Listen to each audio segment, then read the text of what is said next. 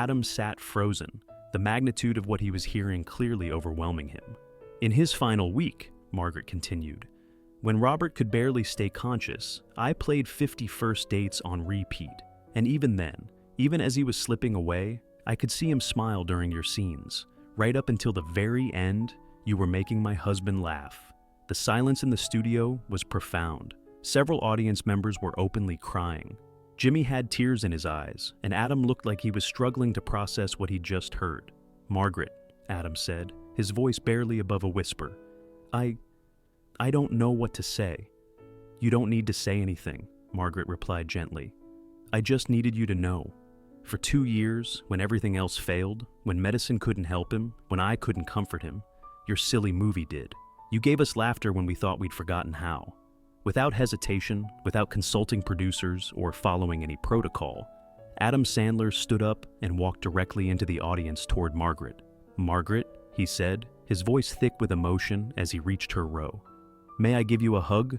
She nodded, tears now flowing freely, and Adam gently embraced the elderly woman. The embrace lasted several seconds, and when they separated, both were crying openly. Robert sounds like he was an incredible man, Adam said. And you're incredible for taking care of him the way you did. He would have wanted to meet you, Margaret replied.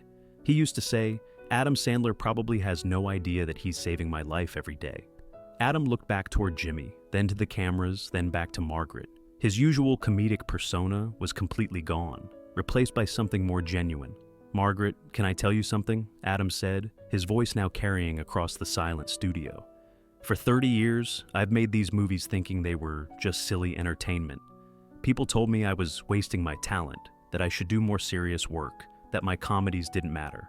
He paused, looking around at the audience, many of whom were now openly emotional. But what you just told me, that's the most important review I've ever received. If my dumb voices and stupid faces gave Robert comfort in his final days, if they gave you both something to laugh about during the hardest time of your lives, then every single silly thing I've ever done was worth it.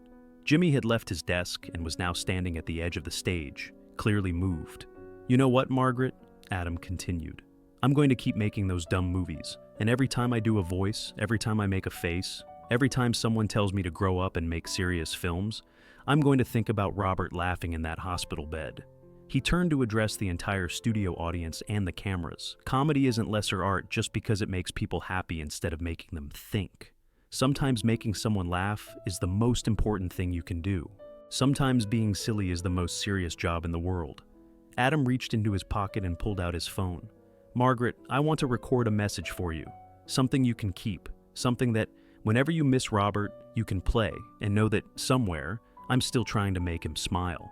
Without any prompting, Adam began doing some of his classic voices right there in the studio aisle. The exaggerated characters, the silly accents, the childish humor that had defined his career. But now, in this context, they weren't just comedy bits. They were medicine. The audience began laughing through their tears, understanding that they were witnessing something transformative. And Margaret, Adam said, finishing his impromptu performance, whenever you watch 50 First Dates, I want you to know that Robert is right there laughing with you, every single time. Jimmy joined them in the audience. Margaret, thank you for sharing Robert's story with us. And thank you for reminding all of us that laughter really is medicine.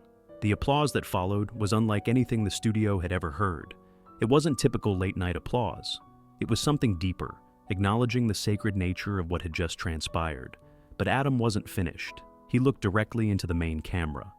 To everyone watching at home, especially anyone going through something difficult, I want you to know that it's okay to laugh. It's okay to be silly. It's okay to watch a dumb movie and forget your problems for a little while.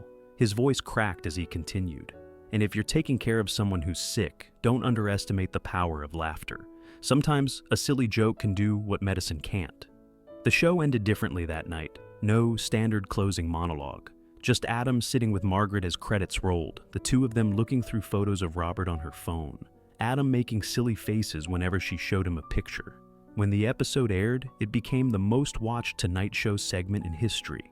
Margaret became an advocate for therapeutic humor, speaking at hospitals. Adam never spoke publicly about changing his approach, but those close to him noticed something different. His movies retained the silly humor that made him famous, with added intentionality. and every time he performed one of his ridiculous voices, he thought about Robert Chen laughing in a hospital bed, and he knew exactly why he was on this earth. The night that changed everything wasn't about awards or critics. It was about a dying man who found joy in simple comedy, a wife who found strength in his laughter, and a comedian who discovered that his greatest performance was helping someone forget their pain. David Corenswet thought he was just the new Superman actor, but when he learned he had already saved someone's life before even filming a scene, his reaction broke everyone in the studio. The Tonight Show studio was buzzing with its signature Tuesday evening energy in Manhattan. The familiar blue and gold lighting created that warm, inviting atmosphere that had made the show America's favorite late-night destination. David Corenswet sat comfortably across from Jimmy Fallon, both men grinning as they discussed David's casting as the new Superman in James Gunn's upcoming DC Universe reboot. The Roots had just finished their smooth musical transition, and the cameras were rolling hot. Jimmy's iconic curved desk gleamed under the professional studio lights, while the New York City skyline sparkled through the backdrop windows like a constellation of dreams and possibilities. David looked every inch the part of Superman, even in his casual dark blue blazer and jeans. At 31, he possessed that classic all-American handsomeness that had made casting directors take notice, combined with a genuine humility that made him instantly likable. His dark hair was perfectly styled, and his bright smile conveyed both confidence and approachability. "So David," Jimmy said, his animated gestures punctuating every word, "you're about to become Superman, the Superman. How does that feel? I mean, you're literally going to be flying around in red boots and a cape." David chuckled, running a hand through his hair in that self-deprecating way that had endeared him to fans. "You know, Jimmy, it still doesn't feel real. I keep waiting for someone to tap me on the shoulder and say, 'Sorry, wrong guy. We meant the other David Corenswet.'" The audience laughed appreciatively, clearly charmed by his down-to-earth demeanor. "But seriously," David continued, his voice taking on a more thoughtful tone, "it's an incredible honor. Christopher Reeve set such an amazing standard for what Superman should be. He wasn't just playing a character, he was embodying hope, inspiration, everything that Superman represents. Following in those footsteps is both thrilling and terrifying." Jimmy nodded enthusiastically. "And James Gunn chose you out of thousands of actors. What do you think he saw in you that made him think, 'That's our Superman'?" David leaned forward, clearly passionate about the topic. "I think James wanted someone who understood that Superman isn't just about the powers or the action sequences. He's about heart, about being the person who shows up when others can't, about believing that people are fundamentally good even when the world suggests otherwise." "That's beautiful," Jimmy replied. "And you've been working out like crazy, right? I saw some of those training photos. You're absolutely jacked now." David laughed, flexing playfully for the audience. "Yeah, the physical transformation has been intense, but honestly, the mental preparation has been even more challenging. When you put on that suit, you're not just David Corenswet anymore. You're representing something bigger than yourself." The conversation was flowing naturally, touching on David's previous work in The Politician and Hollywood, his theater background, and the surreal experience of being chosen for such an iconic role. The studio audience was clearly engaged, several people in Superman t-shirts nodding along with obvious excitement. "I love that you take the responsibility so seriously," Jimmy said, "because Superman isn't just a movie character to a lot of people. He's a symbol of hope, especially for kids." "Exactly," David agreed, his expression growing more serious. "I get messages every day from parents telling me their kids are so excited about the new Superman movie. And I realize that for some of these children, I might be the first Superman they really remember. That's not a responsibility I take lightly," he gestured as he spoke, his enthusiasm building. "When I was growing up, Christopher Reeve's Superman taught me that being strong wasn't about how much you could lift or how fast you could fly. It was about standing up for people who couldn't stand up for themselves, about choosing to do the right thing even when it was difficult. And now you get to be that for a whole new generation," Jimmy observed. "That must feel incredible." "It does, but it's also kind of overwhelming," David admitted. "Like, what if I mess it up? What if I don't live up to what Superman should be? These kids are going to look up to this character, and by extension to me. I don't want to let them down." The audience could clearly relate to the pressure he was describing. Several people were nodding sympathetically, understanding the weight of such expectations. But that's what makes you perfect for the role, Jimmy said warmly. The fact that you care that much shows you understand what Superman is really about. It was in this moment of thoughtful conversation about heroism and responsibility that a voice from the audience cut through the studio atmosphere with the clarity of a bell. "Mr. Corenswet!" Both David and Jimmy turned toward the sound. In the fourth row, slightly left of center, a young man who appeared to be in his early 20s was standing among the seated audience members. He was thin, almost gaunt, with short brown hair and bright eyes that held a depth of experience that seemed older than his years. He wore a simple Superman t-shirt under an open flannel shirt, and his hands were trembling slightly as he gripped the back of the chair in front of him. "Hi there," David said with immediate warmth, giving the young man his full attention. "What's your name?" "Marcus," the young man replied, his voice clear but carrying a slight tremor of emotion. "Marcus Williams from New Jersey." "Marcus from New Jersey," David repeated with a genuine smile.